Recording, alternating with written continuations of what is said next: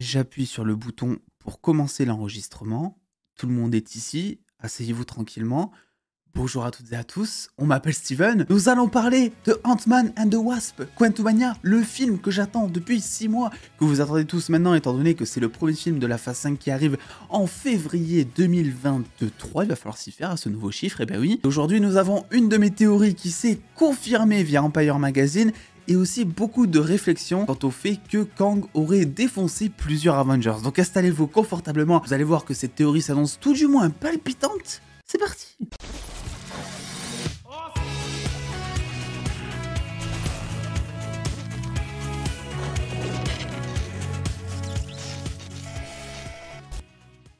Ok, alors ce que l'on sait concernant Kang le Conquérant pour Ant-Man 3, c'est qu'il y a plusieurs variants, etc.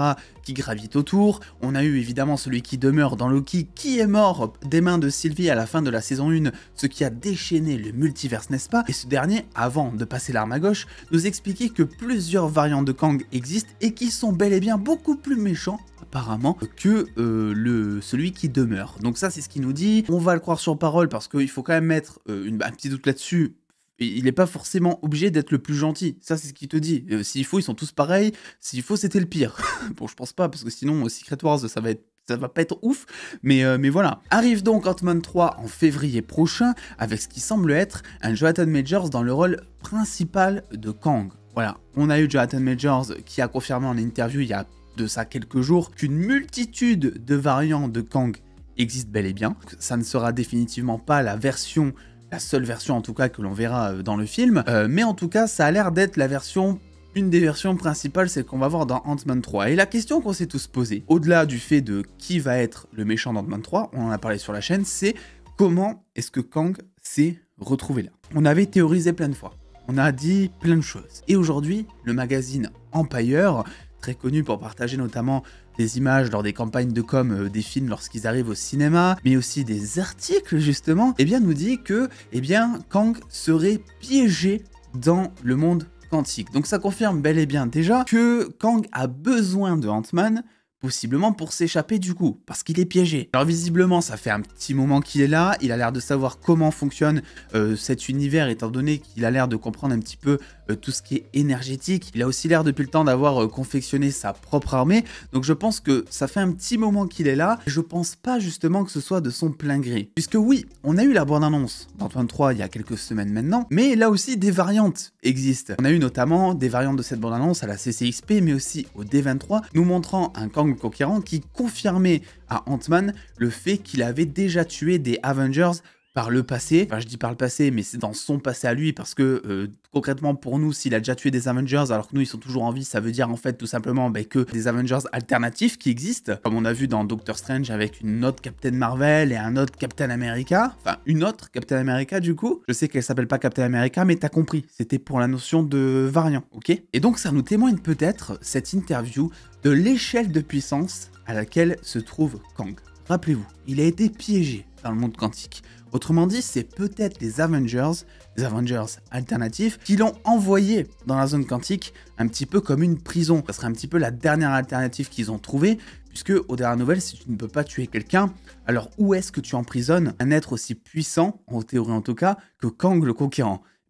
La zone quantique. Là, vous allez me dire, mais oui Steven, mais si c'est des Avengers alternatifs, ce serait pas la même zone quantique. Et c'est là justement où est tout le raisonnement. Et que rappelez-vous, cette ville que l'on voit donc dans Ant-Man 2 un petit peu, mais aussi beaucoup plus que l'on verra dans Ant-Man 3, a tout l'air d'être une adaptation de Chronopolis, la capitale un petit peu où siège Kang dans les comics. Et figurez-vous que Chronopolis, dans les comics, c'est un petit peu comment je peux appeler ça? Le centre de tous les temps.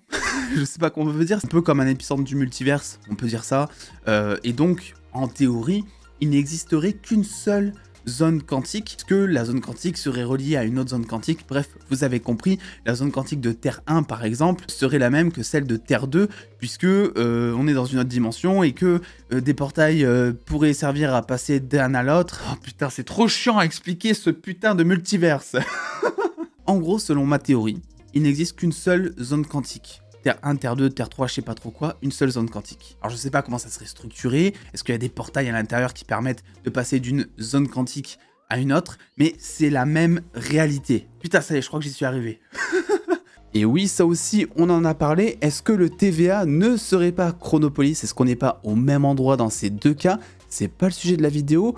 J'y pense bien, ça serait cool. On verra ce que ça va donner. Et en fait, Kang là-dedans, dans cette histoire, attendait juste le bon moment. On l'a vu dans Loki, ou en tout cas, on a eu des prémices. Kang sait lire le futur. Il arrive à esquiver chaque coup, etc. Là, je me dis que, ok, il est dans la zone quantique. Quel est son seul moyen d'échappatoire, étant donné qu'il a l'air d'être dépossédé de tous ses pouvoirs? Rappelez-vous, on avait aussi théorisé sur le fait que ce vaisseau que l'on voit donc au moment du trailer pourrait être un flashback de l'arrivée de Kang. Ça pourrait être d'ailleurs un des vaisseaux des Avengers qui l'emmène dans la zone quantique par exemple, que ce pouvoir se trouverait dans ce vaisseau. Un petit peu de la même manière que dans Man of Steel, où il cherche absolument à récupérer une pièce du vaisseau parce qu'il pense que le codex est là-dedans. Ant-Man serait donc chargé de potentiellement récupérer ce vaisseau qui serait dans les mains de Bill Murray.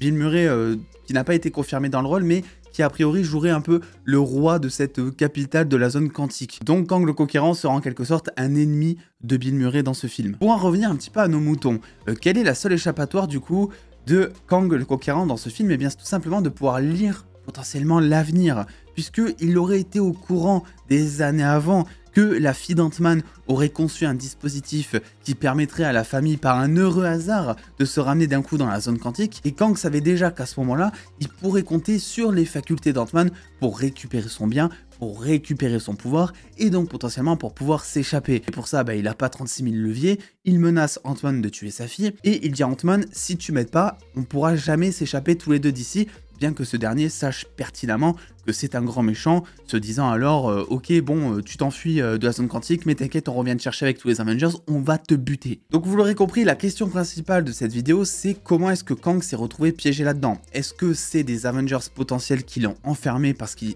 c'était un trop gros danger? Dans ce cas-là, où est-ce que sont ces Avengers à l'heure actuelle? Est-ce qu'ils sont morts? Est-ce qu'ils n'ont pas connaissance que Kang pourrait s'échapper?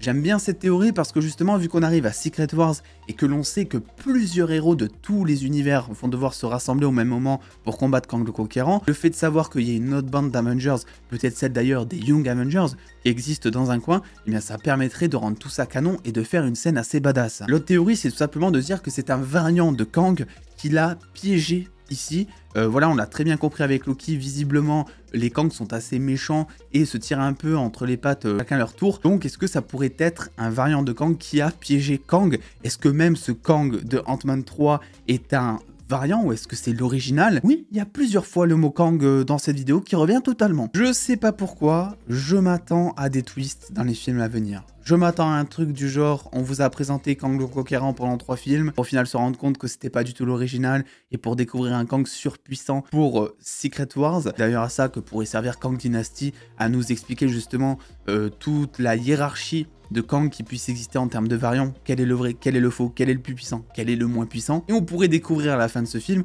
que le Kang que l'on suit depuis le départ, eh bien, est en fait un Kang qui essaie de devenir le plus puissant, mais qui n'est absolument pas actuellement le plus puissant et qui se fait tirer dans les pattes par le mec qui gouverne tout ça. Il y a aussi une autre théorie, c'est le fait de dire que Kang le Conquérant, c'est mis là tout seul, à cause d'Endgame, le snap aurait fait quelque chose. Est-ce qu'on va remettre le snap en cause? Est-ce qu'il a provoqué quelque chose chez Kang le Conquérant qui l'a précipité ici? Je ne sais pas. Il y a tellement de possibilités qui sont possibles. C'est le but d'une possibilité en même temps, quoi. Donc écoutez, dites-moi quel est votre meilleur choix là-dedans.